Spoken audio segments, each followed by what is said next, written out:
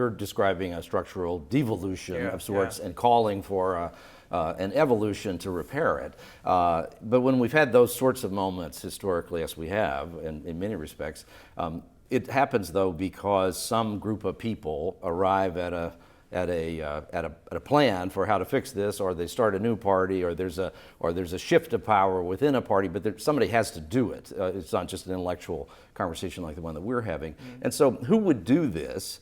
And does that suggest, I think I would look at this and say that the most likely set of events in the future that would be responsive to all this is probably a split of the Republican Party. That's something that the traditional Republicans break off. Maybe we end up with something called the Republican Libertarian Coalition or something, but there would have to be some sort of fairly dramatic structural event for there to be anybody to make the kinds of changes that you're talking about. But does that make sense?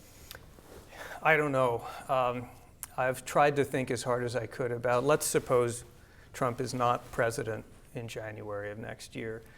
And then let's suppose that there's going to be an enormous argument within the ranks of Republicans over whose fault this is. The Trump people will say we were stabbed in the back by the establishment and all the people who failed to endorse us, which hurt them.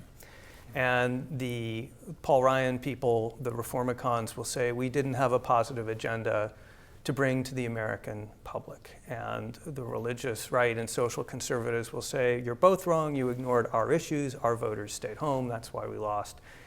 And they will argue and argue, and whether that means the party splits or whether it means there is no functional party and we go into a period of kind of competing warlords, which I think could well happen, or whether someone somehow manages to reconstitute enough structure to begin to create, to put a tiller on the boat.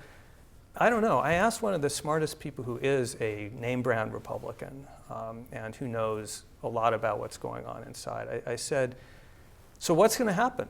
And he said he didn't have a clue. He said he and others would have to wait until the dust settled and dust themselves off, look at where they are, and then start having this conversation. And I said, well, suppose the conversation reaches a conclusion. Is there enough organizational structure to actually do anything about it? And he said, kind of like this. And then he said, I don't think so.